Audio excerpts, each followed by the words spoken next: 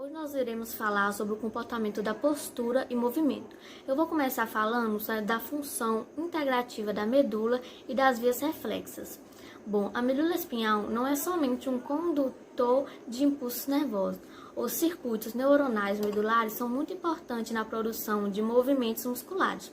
A medula tem a função de levar impulsos nervosos da região do corpo para o encéfalo e assim produzir impulsos para coordenar atividades musculares e reflexos. Os reflexos são respostas rápidas e involuntárias que ajudam a proteger nosso corpo.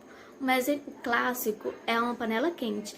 Ao tocar em uma panela com temperatura muito alta, imediatamente retiramos a mão, mesmo antes de sentir a dor.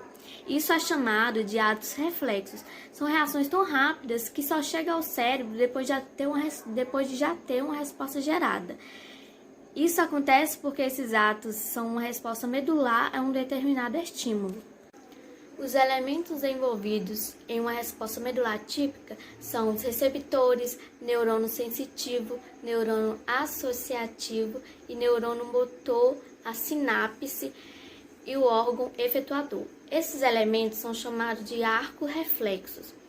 Quando encontramos apenas um neurônio sensitivo e um neurônio motor, dizemos que é um arco-reflexo monossináptico, que é apenas uma sinapse. Quando ocorre a presença de um ou mais neurônios de associação, chamamos de arco-reflexo polissináptico, que é várias sinapses. Agora podemos imaginar aquele tradicional exame do reflexo patelar, onde o médico pega um pequeno martelo e bate no joelho do paciente. Naquele momento, um receptor capta a batida e então o neurônio sensitivo leva a mensagem em forma de impulso nervoso até a medula espinhal. Na medula, o neurônio motor irá levar a resposta em forma de impulso até o músculo da coxa, onde ela contrairá levantando a perna. Cerebral. O tronco cefálico com controle reflexo da postura é ligado aos núcleos motores das outras estruturas do tronco cefálico, cujo axônico exerce sua influência sobre os neurônios motores do corno ventral da medula, através de duas grandes vias descendentes de projeção, denominada trato ventromedial e dorsolateral. O trato ventromedial origina-se no teto mesencefálico, na formação reticular e nos núcleos vestibulares. Ele influencia os neurônios motores, inerva os músculos proximais e é de grande referência para a manutenção do equilíbrio e da postura, enquanto o trato dorsolateral origina-se no núcleo rubro, influencia os neurônios motores que controlam a musculatura distal dos membros e é de grande importância no controle de movimentos das extremidades, como por exemplo na manipulação de objetos pelos dedos. Experimentalmente, os estudos das funções destes núcleos é realizado através da interrupção da conexão entre os troncos cerebrais e dos centros motores, situados mais acima, particularmente no cérebro, núcleo da base e no córtex motor. Dentre os receptores, particularmente, é importante destacar o receptor dos órgãos do equilíbrio, situados de ambas ao lado do ouvido. Também temos os receptores articulares e cervicais e os fusos neuromusculares.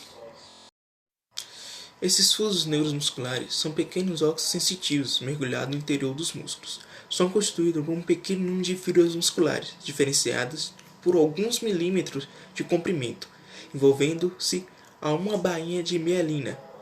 E através desses receptores é possível que os centros motores do tronco cefálico ajudem na posição do corpo no espaço, sem intervenção de nenhum esforço voluntário. Os receptores do órgão do equilíbrio estão situados imediatamente ao lado do aparelho auditivo interno. Tanto o órgão do equilíbrio como o órgão da audição são elevados pelo mesmo nervo, que é o vestíbulo coclear. Anatomicamente, o órgão do equilíbrio corresponde a uma estrutura muito complexa, sendo por isso chamado de labirinto, e está completamente embutida no osso temporal, sendo de difícil acesso, tanto do ponto de vista experimental quanto cirúrgico e farmacológico. O óleo no equilíbrio nos transmite informações sobre a posição da cabeça no espaço, podendo perceber nitidamente mesmo com os olhos fechados, sem auxílio de outros pontos de referência. Informa sobre a aceleração angular nas curvas e também sobre a aceleração linear, com movimentos horizontais ou verticais. Então, nesse caso, se os olhos estiverem abertos, duas informações são levadas no sistema nervoso central, provocando a sensação de vertigem e perturbação da coordenação motora. Todas essas informações ascendem no sistema nervoso central por componentes vestibulares, nervos crânicos. A compreensão do papel funcional dos outros dois reflexos posturais é medido pelo receptor articular e cervicais, pelos extensos receptores dos músculos do pescoço. Surgiu a partir do experimento dos animais mesencefálicos e descerebrados. No animal mesencefálico, a secção é feita no limite superior do tronco encefálico, de forma que são removidas todas as influências dos centros motores, situado acima da lâmina quadrigênea. No mesencefálico, deve-se destacar o papel dos colículos superiores na articulação das informações visuais com o movimento de orientação da cabeça, pescoço, realizado através do feixe do teto espinal.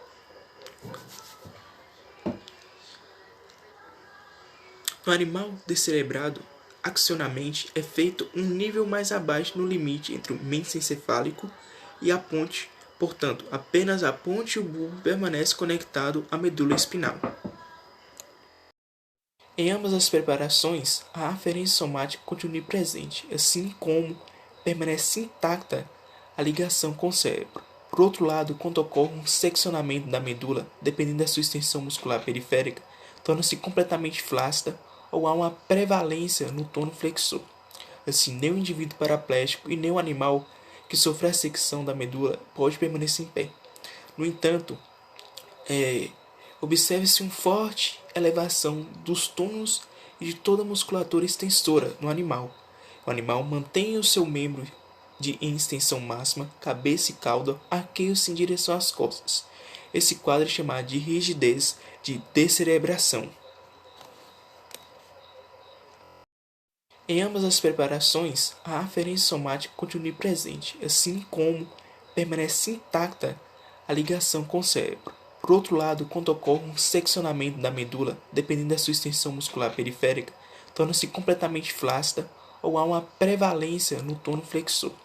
Assim, nem o indivíduo paraplégico e nem o animal que sofre a secção da medula pode permanecer em pé. No entanto, observe-se uma forte elevação dos tônus e de toda a musculatura extensora no animal. O animal mantém o seu membro em extensão máxima, cabeça e cauda arqueiam-se em direção às costas. Esse quadro é chamado de rigidez de descerebração. Agora eu vou falar um pouco sobre o controle motor pelo córtex cerebral. As atividades motoras complexas, como por exemplo atividades esportivas, gestos, linguagem, atividades envolvendo instrumentos e muitas outras, têm como ponto de partida o córtex motor, dando que ele conecta e dá continuidade ao processo iniciado em áreas sensoriais e dá a associação do córtex cerebral. Esse córtex motor está localizado no giro pré-central e contém uma população caracterizada de células gigantes em forma de pirâmides, conhecido como células piramidais ou células de Betz. Essas células piramidais do córtex motor fornecem um canal direto do cérebro para os neurônios do corno ventral da medula, os conhecidos como os mononeuronônios. Quando aplicado um breve estímulo elétrico ao longo da superfície do córtex motor, observe-se que ocorre uma contração de grupos de músculos contralaterais a áreas estimuladas. Assim, dessa forma, é possível fazer um mapa do córtex motor, que representa todas as partes do corpo. No homem, esse mapa motor foi delineado com Wilder Pulford, o neurocirurgião canadense, definindo áreas correspondentes aos dedos do pé, pernas, ombros, mão, enfim, toda a região do corpo, desde o início da borda medial e progredindo pela superfície lateral do giro pré-central. As áreas pré-motora e motora suplementar também são organizadas somatopoticamente, se projetam para o córtex motor e para as várias estruturas motoras subcorticais. Essas áreas têm um papel mais, como posso dizer, mais refinado no controle motor, com a participação decisiva no planejamento e programação de funções motoras. No mais é isso. Os neurônios motores do sistema piramidal são chamados neurônios motores superiores, pois suas fibras estabelecem sinapse com os neurônios motores de núcleo do tronco encefálico e neurônios motores da coluna cinzenta anterior da medula, chamados neurônios motores inferiores ou neurônios alfa. Temos também o controle motor pelo cerebelo, que é responsável pela coordenação ou precisão motora. A ação dele é especialmente visível nas mãos. Se não tivermos o cerebelo, não conseguiríamos escrever, pois dosaríamos a força na mão e acabaríamos furando de bases que representam uma importante conexão subcortical entre o córtex motor e o restante do córtex cerebral. Atuam, portanto, na interface entre os planejamento, programação e ação motora com as demais funções corticais.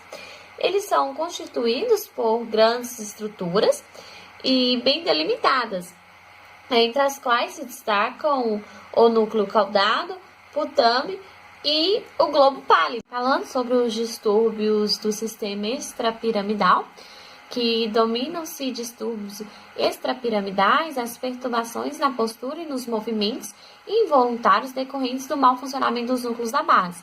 Os principais transtornos são os excessos de movimentos involuntários e espontâneos e um aumento persistente de tônus muscular, sem nenhuma alteração especial nos reflexos espinais.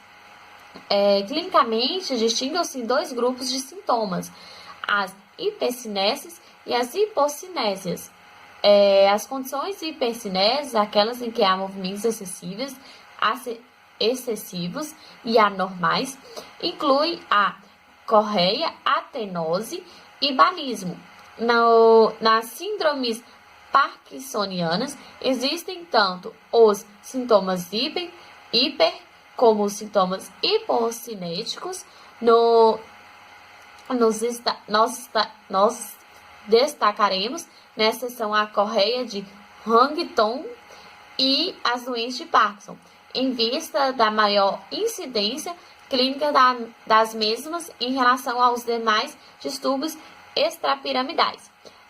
A correia de Huntington transmitem-se como uma herança autossômica dominante com penetração completa se metade dos descendentes dos indivíduos portadores dessa doença vai desenvolvê-la na idade adulta.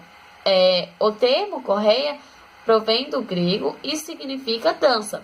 A doença acomete pessoas de 30 a 50 anos e resulta, portanto, de transtorno genético, que se manifesta inicialmente pelo aparecimento de uma deteriorização mental e progressiva e de movimentos anormais que se intensificam com o passar do tempo. Atualmente, graças ao aconselhamento genético, o número de pessoas que se manifestam a doença tem reduzido a taxa bem baixas, que, por exemplo, é em torno de 1,5 por milhões de habitantes. Os sintomas são redução da atividade, do interesse, os movimentos involuntários são leves no início e se tornam incessantes com o passar do tempo. Envolvem grupos musculares ou extremidades e não seguem qualquer padrão estabelecido. Um sinal característico é que não se consegue um movimento sustentável, como o de agarrar um objeto ou manter a língua para fora durante certo tempo. Finalmente, com todos os movimentos voluntários são perturbados, como falar, escrever, andar, etc. E a doença de Parkinson foi descrita pela primeira vez por um médico londrino chamado James Parkinson em 1917, como uma combinação de sintomas motores caracterizados por brancinésia ou pobreza de movimento, uma forma de hipocinésia, tremores e rigidez, hipercinésia. O estudo dessa doença tem proporcionado um considerável avanço em nossa compreensão da participação do núcleo da base, no controle do movimento e da postura. Trata-se de uma doença medianamente frequente, com uma evidência em torno de 0,5% na população em geral. Sendo relacionado à degeneração de neurônios dopaminérgicos no sistema microestriatal. A doença de Parkinson tem sido classificada em 3 tipos, que são a idiopática, encefálica e induzida por drogas. A da idiopática, como o nome indica, não se concede a causa. Sua origem pode estar relacionada ao envelhecimento. Temos os sintomas positivos também dessa doença, que são o tremor de repouso, que são movimentos alternados de uma ou ambas extremidades, quando os indivíduos estão em repouso. Temos também a rigidez muscular, movimentos involuntários, e também temos reações distônicas agudas, que são caretas e torcícolos, são as reações mais frequentes. E também temos, claro, os sintomas negativos dessa doença de Parkinson, que são os transtornos da postura, transtornos do movimento, transtorno da fala e da brancinésia, que refere-se à pobreza ou lentidão de movimentos. Pode manifestar-se pelo desaparecimento da expressão facial. E é basicamente isso. Muito obrigada.